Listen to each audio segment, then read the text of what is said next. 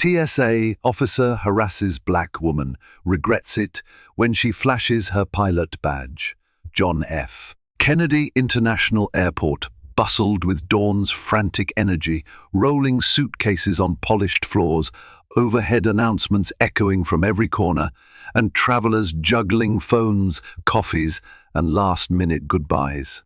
In the midst of this hectic scene stood Jade Randall, poised, unassuming, and just trying to catch her flight. But she couldn't shake a tingle of apprehension as she inched toward the front of the TSA security line. Today, her routine trip would veer into unexpected territory the moment a brash Transportation Security Administration officer zeroed in on her. By the time Jade reached for her ID, tension rippled through the air. No one had any idea who she truly was. The clock read 5:45 a.m. at John F. Kennedy International Airport, but the energy in Terminal 4 felt more like noon. Travelers roamed in every direction, some rubbing sleep from their eyes, others checking departure boards for last-minute changes. People fresh from transatlantic flights dragged carry-ons while sipping Starbucks lattes, and families corralled children eager to embark on their first trip to Disney World. Within this swirling mass of humanity stood Jade Randall, adjusting the strap of her sleek black backpack. She was on her way to Chicago for a critical training session hosted by her airline's pilot development program. Jade wore a casual outfit, dark jeans, a fitted navy sweater, and sneakers that looked both stylish and airport-friendly. No one would have guessed she was actually a commercial pilot, newly promoted to first officer for one of the nation's largest carriers. She always traveled incognito when off-duty, preferring to avoid fuss or questions from curious passengers. As a black woman in aviation, Jade had often been greeted with disbelief, sometimes positive surprise, sometimes not so positive. Over time, she learned to keep her professional credentials under wraps unless necessary. She approached the TSA checkpoint like any other passenger. Her flight was in 90 minutes, leaving her plenty of time to navigate security and grab breakfast before boarding. She joined the snaking line that wound around silver stanchions. Though the line was long, the TSA staff seemed efficient, funneling people through scanners and X-ray machines. Jade busied herself by scrolling her phone, checking weather updates, gate changes, and email notifications about the upcoming advanced training she was due to attend. It was a proud milestone. Her airline had chosen her for a cutting-edge program aimed at grooming experienced first officers for eventual captain upgrades. As the line inched forward, Jade glanced around at the typical early-morning airport scene. Business travelers cradling laptops, families wrangling kids, and backpackers rummaging for passports. She spotted an older man wearing a pilot's uniform from a major carrier, heading to the crew line. She nodded to him in silent kinship, but he likely assumed she was just another passenger. No problem, Jade felt comfortable in her anonymity. She wasn't prepared, however, for the gauntlet she was about to face. Behind the security station, a stocky TSA officer named Frank Kowalski kept a watchful, if somewhat scornful, eye on the stream of travelers. His colleagues noticed his surliness more than usual that morning. Maybe he'd slept poorly, or maybe the routine stress of his job had accumulated into barely contained irritation. Within the labyrinth of lines, Jade caught his attention for reasons he might not have consciously recognized. Perhaps the quiet confidence in her stance, or the reflexive biases that sometimes surface in the hustle of security screening. Jade placed her backpack in a grey bin, along with her jacket, shoes, and a small pouch containing electronics.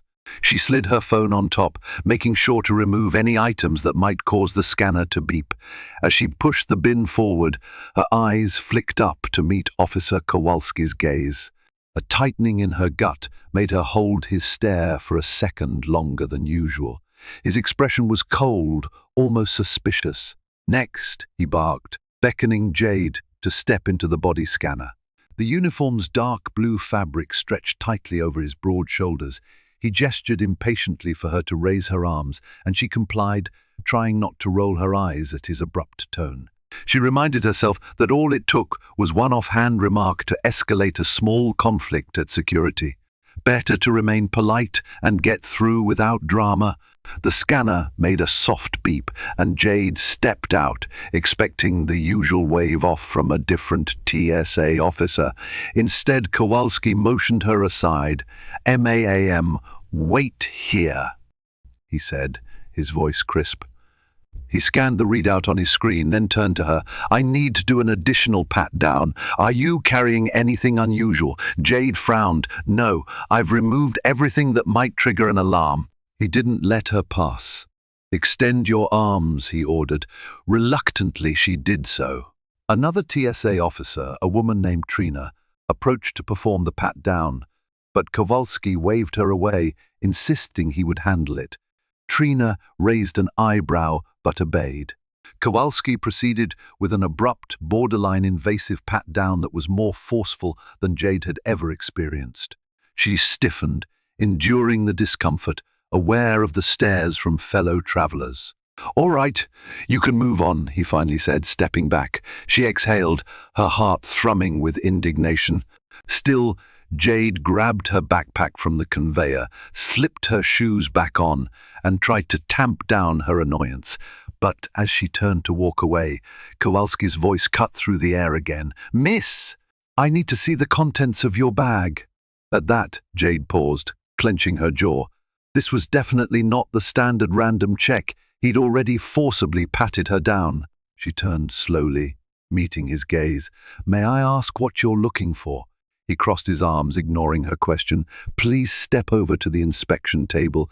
He motioned to a side station. The line of travelers behind them shuffled awkwardly, some rolling their eyes at the slowdown, others sneaking sympathetic or curious glances at Jade. She complied, though her patience was fraying. Kowalski unzipped her backpack, pulling out her iPad, toiletries, a small case of sunglasses, a snack bar, and her personal grooming kit. He rummaged through them, seeming to linger unnecessarily. Jade inhaled slowly, mentally counting backward from 10 to maintain composure. This wouldn't be the first time she'd been singled out under flimsy pretenses, but it never got easier. Finally, Kowalski tapped the side of her toothpaste tube, apparently unsatisfied. "You're sure everything in here is regulation size?" "Yes. It's under the 3.4-ounce limit," she replied. Her voice trembled with repressed anger. He dropped it back in the bag, rummaged a moment more, then stepped back, his scowl unwavering. "Fine. You can go," he said, as though she were an inconvenience he couldn't wait to discard. Jade nodded stiffly, repacking her belongings. All she wanted now was to leave the checkpoint and find some quiet corner to calm down. But just as she zipped her bag and turned, Kowalski's voice jabbed at her again. "You're traveling alone, right? Where exactly are you headed?" She paused, turned halfway, and studied him. "Yes, I'm alone," she replied, her tone laced with barely restrained impatience. "I'm flying to Chicago." Kowalski tilted his head, eyes narrowed. "Business or pleasure?" "Personal reasons," she said, her hackles rising. "Officer, I've complied with the search and the pat-down. Unless you have a specific concern, I'd prefer to be on my way." He seemed to weigh his words for a moment, a flash of something resentful crossing his features. But he eventually waved her off. "Then be on your way, ma'am." And just like that, Jade stepped free from the TSA checkpoint, tension radiating through her limbs. It was an inauspicious start to a day she had hoped would be smooth. Dragging her feet across the polished airport floor, Jade tried to shake off the creeping sense of injustice. Encountering suspicion as a black woman in a predominantly white male profession was nothing new. The memory of her first major flight review drifted back, how an older flight instructor had questioned whether she truly belonged in the cockpit or if she was fulfilling some diversity quota. He didn't say it outright, but the tone was their disbelief that she could competently handle an aircraft at 22 years old. Yet Jade had soared through flight school with top marks, fueled by her passion for aviation. She'd grown up near an airbase her father had served in the Air Force, and the roar of planes overhead was the soundtrack to her childhood. By the time she was 10, she could recite the specs of various aircraft and identify them by their silhouettes. That love never waned. She'd put in countless hours studying aerodynamics, instrumentation, and emergency procedures, building flight hours in single-engine planes before transitioning to larger craft. In the years since, she'd faced myriad challenges: sexism, racism, and well-meaning but patronizing remarks from passengers, colleagues, and even strangers. But Jade always kept her composure, rising above petty biases. She had the logs, licenses, and skill to prove herself, and she did so every time she took to the skies. Now, at JFK, the invasive search by TSA officer Kowalski felt like another test. She tried to brush it off, focusing on the day ahead. In a few hours, she'd be face to face with a panel of senior instructors and check airmen in Chicago. They had singled her out for advanced training, a sign the airline considered her a prime candidate to become a captain in record time. She wanted to arrive calm, collected, and confident, not roiled by a confrontation at security. Spotting a small cafe near her gate, Jade considered stopping for a quick breakfast. She glanced at her phone. She still had over an hour before boarding. Perfect. She could decompress, maybe text a friend about the TSA fiasco and laugh it off. However, as she neared Gate A7, she saw a commotion that made her heartbeat stutter. Officer Kowalski stood at the gate podium in heated conversation with a gate agent. Jade's brow furrowed in disbelief. How did he get here so fast? Why was he near her gate? A wave of unease swept through her. Was he targeting her specifically? She tried to remain inconspicuous, slipping behind a pillar to observe. Kowalski gestured to the gate agent, who shook her head as if uncertain. A moment later, the agent tapped on her computer, frowning at the screen. Could Kowalski actually be requesting passenger information? With a sinking feeling, Jade realized the situation might escalate further. She inched closer, close enough to overhear fragments of conversation. "She's a high-risk passenger, traveling alone," Kowalski said, his tone clipped. The gate agent, her name tag read Sonia Perez, looked perplexed. "There's no mention of that in the system." "Are you sure you have the correct name or flight details?" Jade's heart thundered in her chest. She was the only woman Kowalski had recently interrogated, and she was indeed traveling alone. Eavesdropping carefully, Jade heard him confirm a seat number. It was her seat number. She clenched her fists, outraged. Had he flagged her as some kind of security threat? Jade had two choices: either hide or confront the issue head-on. Hiding would only compound the suspicion, and her flight was crucial. She couldn't risk being denied boarding. Summoning the same courage that had carried her through flight school, she approached the gate podium. "Pardon me," she said, stepping forward. "Is there a problem with this flight or with my ticket?" Sonia, the gate agent, seemed relieved that the passenger in question had appeared. Kowalski's gaze snapped to Jade with an unmistakable flicker of annoyance. "Yes, Miss Randall," he said, reading off a small note in his hand. "We need to verify some information regarding your identity. You've been flagged for additional screening." Jade felt an electric jolt of anger. "Flagged by whom?" "I just went through security. You personally searched my bag and gave me a pat-down. I was cleared." Sonia interjected. "I'm sorry, Miss Randall. TSA Officer Kowalski here insists there's a discrepancy on your ID or a possible alias.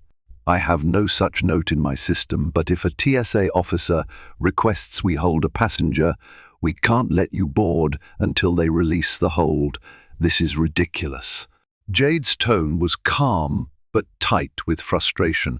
"I've shown my ID. I have no aliases. What exactly is the discrepancy?" Kowalski stood taller, arms crossed. Ma'am, if you'll step aside, we can discuss this privately. Something in Jade snapped. She was done with being singled out publicly and then whisked into corners for humiliating searches. No, she stated firmly. I want to resolve whatever this is here in front of the gate agent, so there's a record of it, and I'd like to speak with your supervisor. Sonia Perez blinked, surprised by Jade's assertiveness. Kowalski's face reddened slightly, but he maintained his scowl. For a tense moment, no one spoke. Finally, Kowalski grumbled, I'll call for a supervisor if you insist. He stepped a few feet away, speaking into his radio. Jade exhaled, turning to Sonia. I'm sorry about this inconvenience, but I have a legitimate flight to catch. I'm due in Chicago for an important training. Sonia nodded sympathetically. I understand. In all my years at this gate, I've never seen an officer follow a passenger after clearing security. Let's see what the supervisor says. Passengers waiting for the same flight started to notice the standoff.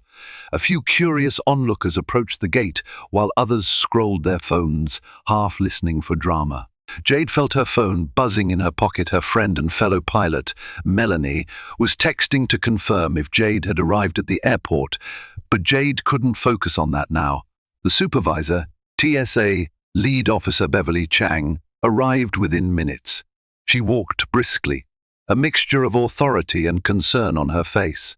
Kowalski spoke with her in hushed tones, pointing in Jade's direction. Chang nodded, eyes narrowed with concentration, and then approached Jade. Good morning, ma'am. I'm Lead Officer Chang. I understand there's been some confusion regarding your screening status. May I see your ID once more? Sure, Jade said, producing her driver's license. She handed it over calmly, though her pulse pounded. Chang studied it carefully, flipping it front and back. Then she held it up to the overhead light and compared Jade's face to the photo, which matched her features exactly. All seems normal here, Chang said after a thorough inspection. We can also run it through our ID verification system. Kowalski interjected, I found her behavior suspicious at the security checkpoint. She was evasive. That's not accurate, Jade said, an edge creeping into her voice. I complied with everything you asked. You even searched my bag and found nothing. This is harassment. Chang asked Jade to wait as she typed Jade's details into a handheld device to confirm authenticity. After a few moments, the device beeped. Chang studied the screen. Everything is valid. No watch list hits, no discrepancies. Miss Randall, it looks like you're clear. A ripple of relief coursed through Jade. She reached for her ID. Chang handed it back with a nod. Please accept my apology for any confusion. I'll be reporting the details of this incident. You're free to board your flight. Kowalski clenched his jaw. Jade could see the tension radiating off him. He'd tried to paint her as a security risk and had just been contradicted by his own supervisor. Meanwhile, Sonia, the gate agent, typed furiously on her keyboard, presumably removing any hold on Jade's ticket. Kowalski muttered something under his breath. Chang shot him a warning glance. Realizing he had lost this particular power play, he turned on his heel and stomped away. Jade suspected this would not be the last she'd see of him that morning. Sonia exhaled in relief. Miss Randall, we'll start boarding in about 40 minutes. Let me upgrade your seat for the trouble. There's an extra space in economy comfort. Jade managed a small smile, touched by Sonia's kindness. That's very thoughtful. Thank you. Inside, however, Jade's anger simmered. She couldn't recall a security experience so blatantly targeted. She resolved not to let it ruin her day, but a voice in her head whispered that this might escalate further. People like Kowalski seldom let go of grudges easily. With the immediate crisis resolved, Jade found a seat at the small cafe. She ordered a bagel with cream cheese and a cappuccino. Sinking into a chair by a wide glass window, she gazed at the bustle of planes taxiing across runways. She'd always felt an unspoken kinship with airports, the sense of possibility, the thrill of flight, but this morning's run-in with Kowalski had cast a shadow. Pulling out her phone, Jade texted Melanie. Jade at JFK Drama with TSA. Almost didn't make it to my gate. Melanie Wath. Are you okay? Jade. Yes, but unbelievably annoying. This officer singled me out, called his supervisor. All good now, I hope. Melanie, people can be so ignorant. Let me know if you need backup. You want me to call Dave at HQ? He might be able to escalate if necessary. Jade, thanks, but I think I'm fine. Gonna board soon. I'll text you if something else happens. Melanie was one of the few close friends who truly grasped Jade's challenges. They'd met during flight training and formed a bond over the shared experience of being women, and specifically a black woman for Jade, in a traditionally male-dominated field. They had each other's backs, on duty or off. The idea of contacting Dave, a company liaison who handled pilot relations, was tempting, but Jade didn't want to stir up a bigger mess without good reason. She forced herself to breathe and savor the coffee. The upcoming flight was less than 2 hours, and upon arrival in Chicago, she'd be immersed in advanced training modules. Jade's mind wandered to cockpit procedures, engine performance metrics, and the new Boeing flight simulator she'd be testing. She tried to let that excitement overshadow the memory of Kowalski's glower. Time passed quickly. At the boarding announcement, Jade joined the line. Thanks to the seat upgrade, she got to board earlier than her original group. Sonia greeted her with a friendly smile, scanned her ticket, and said, "Have a safe flight, Miss Randall." Jade stepped into the jet bridge, letting the subdued hum of the plane's power unit wash over her. She moved down the aisle, found her seat, and placed her backpack in the overhead bin. The plane was a Boeing 737-800, a model she'd flown as a pilot many times, but today would ride as a passenger. Settling into her seat, she exhaled. As other passengers boarded, Jade thumbed through her phone, reading an article about new FAA regulations that might affect pilot rest requirements. Every now and then, she glanced up at the flow of people. Nothing seemed out of the ordinary until she caught a glimpse of a dark blue uniform stepping onto the aircraft. Her pulse jumped. TSA officers rarely boarded planes except in unusual circumstances. Sure enough, it was Kowalski. He had a radio clipped to his belt and was speaking with one of the flight attendants at the front galley. A creeping dread seized Jade. Was this man truly going to keep harassing her, even after his supervisor cleared her? She sank lower in her seat, heart pounding, hoping he was on some unrelated mission. But her gut told her otherwise. Kowalski turned his head, scanning the cabin. Their eyes locked. His expression hardened. He said something to the flight attendant, who frowned. Then he began walking down the aisle. Passengers tracked him with curious looks. Some looked uneasy, others watched the drama with interest. Jade's mouth felt dry. She forced herself to remain composed. If Kowalski tried anything, she would calmly stand her ground. He stopped at Jade's row. "Miss Randall," he said in that same brusque tone, "I need a word." She glanced at the overhead bin, then at the passenger next to her, a middle-aged woman wearing a pink sweater who looked completely bewildered. Jade unbuckled and stood, stepping into the aisle. "What is it now?" she asked, voice low but firm. Kowalski lowered his voice so that only she could hear. "There's been a development. I need you to step off the aircraft, please." A swirl of anger and alarm erupted in Jade's chest. "No, I've already been cleared by your supervisor. Whatever development you're talking about, you can handle it here. I'm not leaving the plane unless I'm legally required to." In the cockpit, Jade could see the pilots preparing for pushback. The flight was moments from departure. The last thing she wanted was a confrontation that would delay everyone. Yet, she also refused to yield to what she believed was harassment. Passengers nearby were now openly staring. Kowalski gestured behind him. "We can do this the easy way or the hard way, Miss Randall. Don't make me call Port Authority police for assistance." That did it. Jade's adrenaline soared. She caught sight of a flight attendant making her way down the aisle, obviously concerned. Another uniformed officer, maybe the pilot or first officer, peeked out of the cockpit. Tension ratcheted up with each passing second. Jade squared her shoulders. "Fine," she said, voice trembling with controlled fury. "But I'm letting the flight crew know I'm being taken off under protest."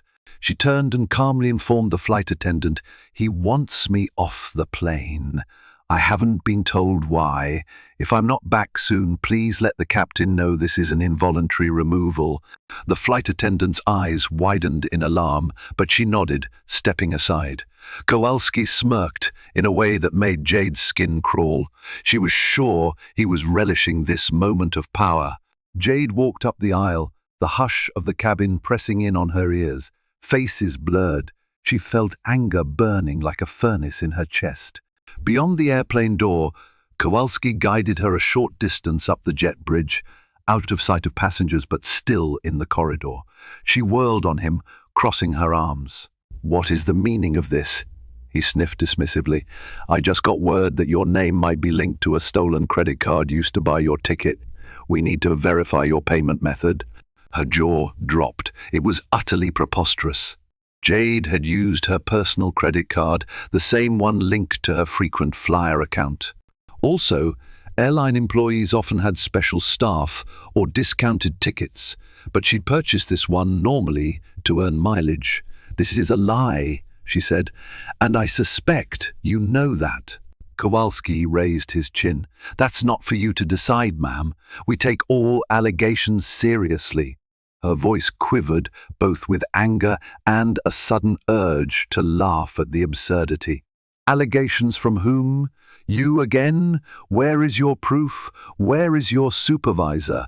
Where is the airline's representative? This is insane." He wagged a finger at her. "Watch your tone." Jade inhaled sharply, forcing herself not to curse. Instead, she pulled her phone from her pocket. "I'm calling the airline," she said, "and I'm calling my union rep. This is beyond the pale.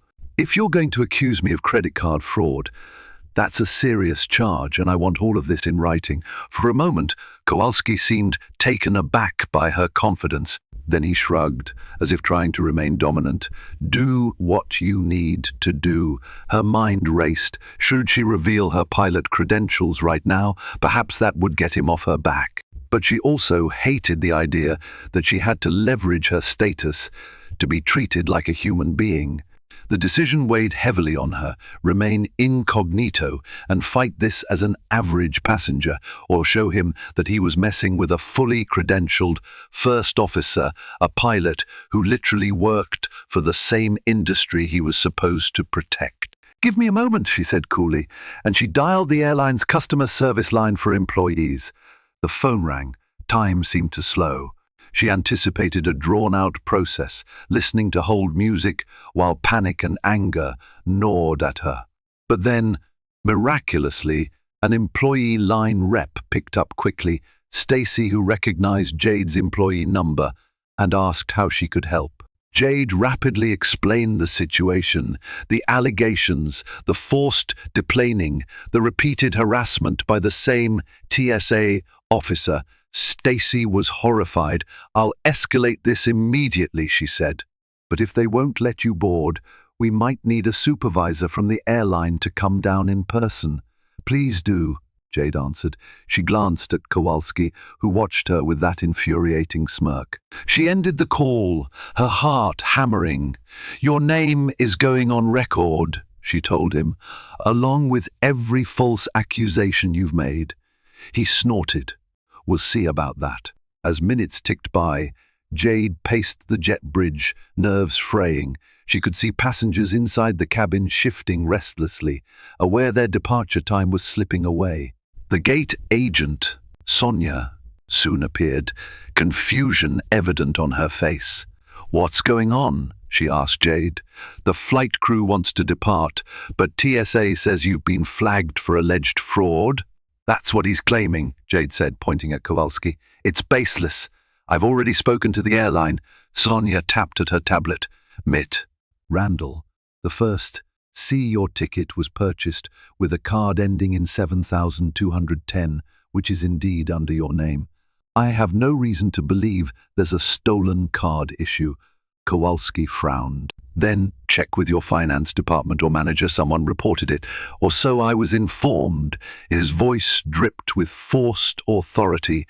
Sonia stared at him, perplexed. No one from our airline has reported any such thing. We wouldn't be boarding someone who used a flagged card. Jade's patience snapped. She dug into her backpack, rummaging through a hidden side pocket. Out came a slim, well-worn black wallet. From within it, she removed her pilot credentials, her Federal Aviation Administration FAA license, plus her official airline pilot ID with her photo, name, and rank clearly displayed. Turning to face Kowalski, she presented her ID. Take a good look, she said, voice shaking only slightly. I am First Officer Jade Randall, a pilot for a major airline. I fly Boeing 737s and 757s for a living. I purchase my ticket legally. I have no criminal record, no watch list flags, and no reason for you to keep me off that plane. Now, I demand a supervisor from TSA or airport management. Come here this instant. Kowalski's eyes widened. He glanced at the ID, then at Jade's face, then back at the ID again. A muscle in his jaw twitched. He had clearly not expected this turn of events. Behind him, Sonia's eyes sparkled with something akin to vindication. You're a pilot? Kowalski stammered, losing a fraction of his bluster. Yes, Jade declared, and I'm not one to be bullied with false accusations. At that moment, TSA Lead Officer Beverly Chang reappeared, alerted by the airline staff. She immediately recognized Jade's pilot credentials. Miss Randall, Chang said, nodding respectfully. We had no notice that you were crew. Is this a non-rev trip or personal ticket? Personal ticket, Jade replied, and it shouldn't matter whether I'm crew or not. Your officer has been harassing me since security. He forcibly patted me down, rifled through my bag, accused me of traveling under suspicious circumstances, and now he's claiming my credit card was stolen. It's all false. Chang's face clouded with concern. Officer Kowalski, I wasn't informed of any stolen card allegations. Why did you remove Miss Randall from the aircraft without verifying with me first? Kowalski swallowed hard. I got a tip. What tip? From whom? Chang demanded, arms folded. We have strict protocols for reboarding or removing passengers. You can't just forcibly remove someone based on a tip with no documentation or evidence, especially after they cleared security and ID checks. Jade crossed her arms, letting the truth sink in for everyone. Kowalski had abused his power. A hush fell over the small group in the jet bridge. Sonia, the gate agent, hovered behind Chang, glancing occasionally at the plane's door, worried about the mounting delay. Chang sighed heavily. Miss Randall, let me get on the phone with my superiors. I apologize again. We'll rectify this immediately. She turned to Sonia. Tell the flight crew we'll finish here in a minute. Miss Randall should be able to board.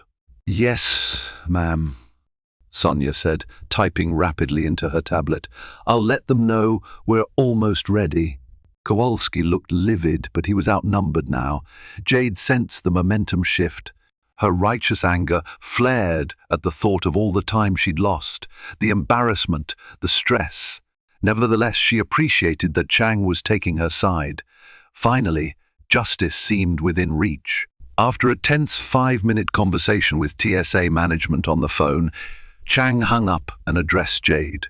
We're clearing you to board. My apologies that you were removed from the aircraft in error. Officer Kowalski will need to file a written statement explaining his actions. I'll be reporting this directly to the airport authority as well. Jade nodded, relief flooding her veins. Thank you. I just want to get to Chicago. This fiasco has put me behind schedule. Chang offered a sympathetic smile. I understand completely. Again, I'm sorry for everything. Safe travels. Without another glance at Kowalski, Jade headed for the plane's open door. Sonia guided her down the aisle to her seat in economy comfort, ensuring no further disruption. Some passengers recognized her from earlier, eyebrows raised in curiosity. Jade tried to project calm, though her chest still hammered with leftover adrenaline. Inside, she sank into her seat, massaging her temples. This had been the worst pre-flight drama she'd ever experienced, and ironically, she wasn't even the pilot in command. She fastened her seatbelt. The flight attendant made an announcement that the cabin door was now closed, and they would push back momentarily. Through the window, Jade caught a glimpse of Kowalski and Chang standing at the jet bridge entrance, deep in conversation. Kowalski gestured wildly, but Chang's stern posture indicated he wasn't going to talk his way out of this. As the aircraft backed away from the gate, Jade felt a complicated swirl of emotions: anger at being subjected to such blatant profiling, relief that she'd maintained her composure, and determination that no one TSA officer or otherwise would treat her like that again without consequences. She reclined her seat slightly, exhaling as the plane taxied toward the runway. The flight itself was routine. The engines roared, the Boeing 737 soared into the sky, and flight attendants began service once the seatbelt sign was off. Jade felt the usual rush of exhilaration at takeoff, a reminder of why she loved aviation. Yet her mind lingered on the confrontation, the unfairness of Kowalski's behavior, and the many what-ifs. Had she been a less assertive person, or had she not possessed pilot credentials, would she be sitting in an airport interrogation room right now, missing her flight entirely? Around her, other passengers fiddled with tray tables, scrolled their phones, or watched the seatback monitors. The woman in pink from earlier sat across the aisle, giving Jade a small, friendly nod. Jade smiled back politely, guessing the woman was relieved the drama hadn't devolved into a serious delay. In quiet moments, Jade stared at the clouds outside. She thought about the countless travelers who pass through airports daily, many of whom endure extra scrutiny simply for their appearance. Her father's stories of being profiled in the Air Force decades ago echoed in her mind. The world had changed, improved in some ways, but these episodes reminded her how far society still had to go. She also mulled over how best to respond. Should she file an official complaint beyond the statement Chang would submit? Could she share her experience with the pilot union? Jade's gut told her that doing so might help protect future travelers from encountering the same harassment. 90 minutes later, the plane touched down smoothly at Chicago O'Hare International Airport. Jade felt a wave of relief. She had enough time to grab her bag and hustle to the airline's training facility in a nearby building. As she disembarked, the flight crew, aware of the situation, offered her understanding smiles and polite nods.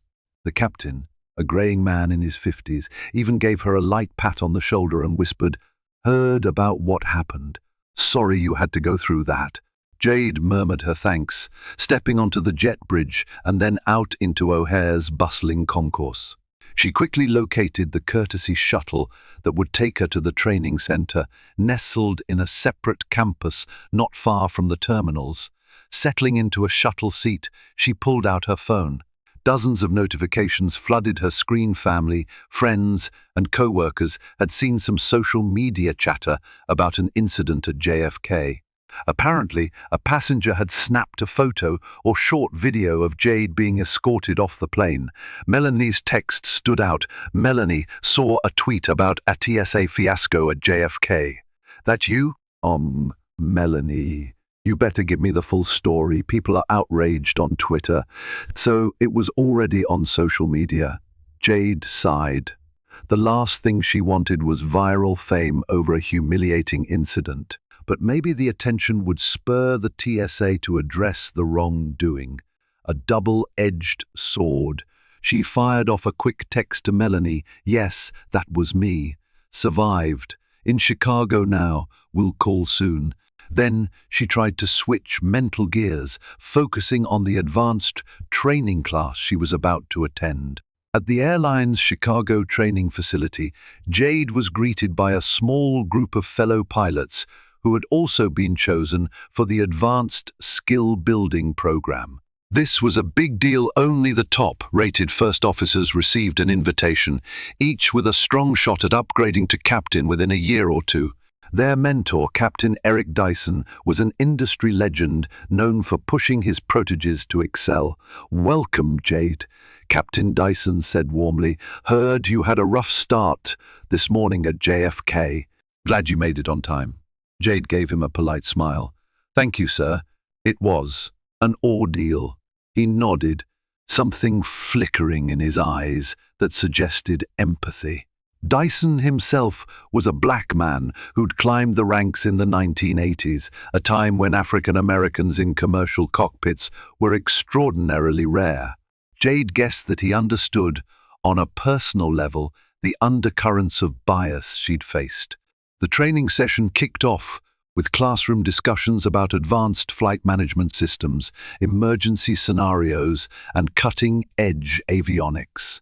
Then the group transitioned to a state-of-the-art simulator for hands-on drills. Jade threw herself into it with fierce focus, eager to prove her skill and let the humiliations of earlier fade into the background, at least for a few hours. Inside the simulator's faux cockpit, Jade felt like she was home. Confident, methodical, she breezed through complex multi-engine failure procedures and advanced instrument approaches. Captain Dyson occasionally peered over her shoulder, offering feedback. "Good job anticipating crosswind," he remarked, "and nice situational awareness." By the end of the day, Jade was mentally exhausted but proud. The TSA fiasco at JFK felt a world away, overshadowed by the rush of professional fulfillment. Still, reality would intrude soon enough. Later that evening, as she relaxed in a hotel room near the training center, Jade scrolled through her phone. She found a flood of online chatter about the TSA fiasco at JFK. A short cell phone clip had circulated on Twitter, showing Kowalski confronting her at the gate. The video captured Jade demanding to speak to a supervisor, her voice trembling with anger as she insisted she'd already been cleared. Comments ranged from supportive to outraged to downright hateful. Some ridiculed Kowalski. Others displayed disbelief that a random passenger would talk to TSA like that, while many more lauded Jade for standing up for herself. A smaller but vicious segment spat racist nonsense, claiming she must have done something wrong. She noticed a direct message from a local NYC journalist wanting to interview her about the incident. Another from an attorney offering legal representation if she wanted to sue. Jade felt uneasy about the sudden attention. She'd always cherished her relative anonymity, but part of her recognized that pushing back publicly might help deter future harassment. She decided to forward the journalist's message to the airline's communications department, letting them handle any official statements. Then her phone rang. A call from an unknown number. Jade almost let it go to voicemail, but answered on the third ring. "Hello?" she said, half expecting a telemarketer. "Randall, this is Captain Leah Monroe, TSA's regional director at JFK," came the voice. "Am I catching you at a bad time?" Jade sat up straight. No, it's fine." Monroe's tone was formal, yet apologetic. "I'm calling to apologize for the unacceptable conduct by one of our officers, Mr. Kowalski. We've initiated an internal investigation. I wanted to assure you that this matter is being taken very seriously. We're gathering statements from witnesses and reviewing all available footage. Officer Kowalski is currently on administrative leave." Jade's mouth fell open in surprise. She hadn't expected such immediate action. "I see. Thank you for letting me know. Is there anything you need from me? We have your statement from Lead Officer Chang, but if you wish to provide any additional details or file an official complaint, you can do so. We'll give you the necessary forms. It's entirely your decision, Jade considered. I appreciate the update. I will file a formal complaint. I believe what he did was blatantly discriminatory. I'd also like to ensure no future passenger pilot or otherwise experiences the same treatment. Monroe sounded genuinely contrite. Understood, we at TSA do not condone harassment or bias. If you prefer, we can have a meeting once you're back at JFK. For now, please accept our apologies. After the call ended, Jade felt a mix of satisfaction and lingering frustration. Kowalski was on leave, so apparently hard karma was beginning to unfold. Still, the memory of his smug face and invasive pat-down lingered. She resolved to see this through, not for revenge, but for accountability. Unbeknownst to Jade, back in New York, Officer Kowalski was learning that the wheels of internal investigations could grind painfully. The viral video had reached TSA higher-ups quickly. Coupled with Jade's formal complaint and the fact that multiple airline staff corroborated her side of the story, Kowalski faced mounting disciplinary measures. Suspended from duty, Kowalski sat in a small office cubicle used for administrative tasks. He'd been stripped of his regular duties, pending the outcome. His phone buzzed with messages from colleagues, some offering cautionary sympathy, others distancing themselves for fear of being associated with his meltdown. The morning after Jade's flight, Kowalski spent hours writing a statement in which he tried to justify his suspicions about Jade. He cited body language, uncooperative answers, and the alleged tip about a stolen credit card.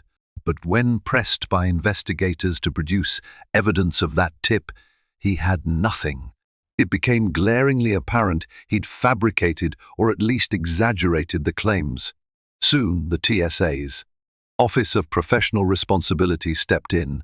They requested logs, CCTV footage, and statements from other officers who worked near Kowalski that day. One colleague admitted overhearing Kowalski mutter racial slurs under his breath in the break room on occasion. Another testified that Kowalski had a history of over-scrutinizing travelers of color, though no formal complaints had previously stuck. With Jade's pilot credentials thrown into the mix and the public relations nightmare created by the viral video management was poised to make an example of Kowalski. He realized too late that he had cornered himself, and now there was no easy escape. Meanwhile, Jade continued her training in Chicago. By day, she immersed herself in simulator sessions, studying advanced cockpit resource management and leadership modules.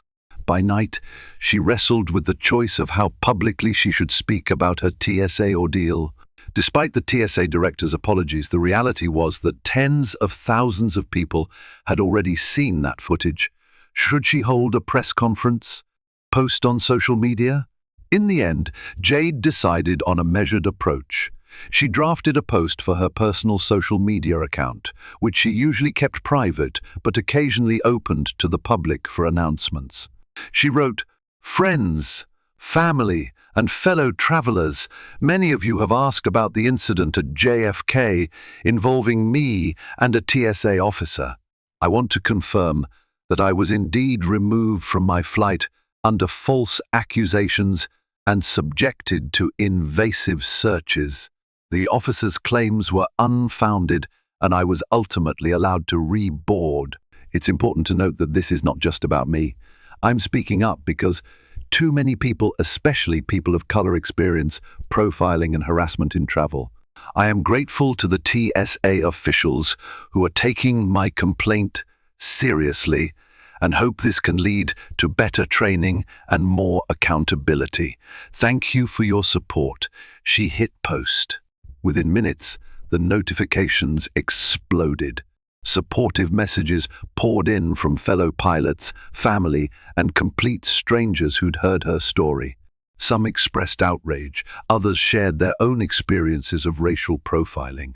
A few trolls tried to claim she must have done something wrong, but Jade resisted the urge to engage. She knew the negativity wasn't worth her energy. After a week of intense training, Jade passed her evaluations with flying colors. Captain Dyson even joked that they should just promote her to captain immediately, though everyone knew the airline's policies required more flight hours and mandatory upgrade classes. Still, Jade left Chicago buoyed by success and anxious to return to New York to finalize the TSA complaint process in person. On her flight back to JFK, Jade wondered if she'd face any lingering drama. She boarded that plane wearing her pilot uniform, an unusual move for a traveling pilot, but she wanted to prove a point. She belonged here, and no one had any right to question her presence. As expected, the flight was uneventful. She arrived at JFK's busy Terminal 4 around noon. Captain Leah Monroe had arranged for her to meet with a senior TSA official, James Marshall, who oversaw compliance and ethics. Jade found her way to the TSA administrative offices. A polite receptionist guided her to a small conference room. Sitting at a plain wooden table, Jade faced Marshall, a composed man in a crisp shirt and tie. He had a folder stuffed with documents and a small digital recorder on the table. "Miss Randall, thank you for taking the time to come in," Marshall said. "We appreciate your patience throughout this investigation." Jade nodded. "I appreciate that the TSA is following up. I just want to make sure this never happens again to me or anyone else." "Understood. We've reviewed Officer Kowalski's actions and your statements. We have video evidence from the checkpoint cameras and the gate area. Coupled with eyewitness accounts, there's no doubt that his conduct was out of line. The official findings conclude that he targeted you unjustly, fabricated a tip about a stolen credit card, and violated standard procedures by removing you from the plane without supervisor approval." Jade exhaled slowly, relief mixing with lingering anger. "So what happens next?" Marshall folded his hands. "Officer Kowalski will face disciplinary action. We can't discuss the full details of an ongoing HR process, but I can say it's severe, likely termination. He's also subject to possible legal ramifications given his false statements. For you, Miss Randall, we'd like to formally apologize on behalf of the TSA. We are prepared to offer an official letter of apology and invite you to speak at our next training symposium about preventing bias in security screening." Her eyebrows rose. "Speak at a TSA training symposium?" Marshall nodded. "Yes, if you're willing. We believe hearing from someone with your perspective, a pilot who's also experienced profiling, could help us revamp our training modules. We aim to ensure every passenger is treated fairly, regardless of race, gender, or profession." Jade considered the offer. It was unexpected, but it aligned with her desire to make a difference. "I'll think about it," she said softly. "In principle, I'm open to it. I just need to be sure it won't conflict with my flight schedule or create more drama." He offered a small smile. "No pressure. We want to do what's right and show we're committed to reform." They discussed the details of her formal complaint, which Jade signed. Marshall handed her copies for her records and a sincere apology on official TSA letterhead. In the hallway, Captain Leah Monroe greeted her, repeating the TSA's regrets. Jade left the offices feeling a measured sense of closure. Kowalski was being held accountable, and changes might come from her ordeal. Before Jade could head home, she needed to retrieve her car from the employee parking lot on the opposite side of the airport. Walking through a corridor near baggage claim, she was startled to see a familiar, forlorn figure, Kowalski. He was dressed in civilian clothes, presumably packing up his locker or finalizing his exit. Their eyes met, and for a moment, time froze. He looked away, shame twisting his features. Then, in a move that surprised her, he stepped closer, though still at a respectful distance. "Miss Randall," he muttered. I guess you know I'm done here." Jade tensed, wary. It seemed so. He hesitated, as if debating how to speak. "Listen, I was out of line. And I'm sorry." The words sounded forced, but there was a glint of genuine regret in his gaze. "I've been dealing with personal stuff. Not that it excuses anything. I messed up big time." Jade studied him, remembering the rage and humiliation he had caused. Part of her wanted to lash out, to verbally tear him to shreds for every indignity. But she sensed no satisfaction would come from it.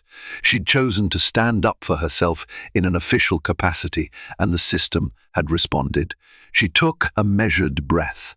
"I hope you learn from this, because what you did to me you could have done to someone else who didn't have the resources or credentials to fight back." He nodded. "I know." His gaze flickered to the floor. "Best of luck in your career. You're obviously going places." Without another word, Jade stepped around him, heading toward the parking lot. She had no obligation to continue the conversation. Her mind buzzed with complicated emotions, but more than anything, she felt relief that she'd remained strong. Kowalski's downfall was of his own making. Now he had to grapple with the consequences. Over the next few weeks, life gradually returned to normal for Jade. She flew multiple trips, brushing shoulders with flight crews who congratulated her on how she handled the TSA incident.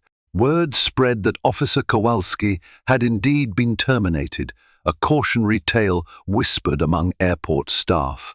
Meanwhile, the TSA training symposium invited Jade to deliver a brief talk about bias, which she accepted.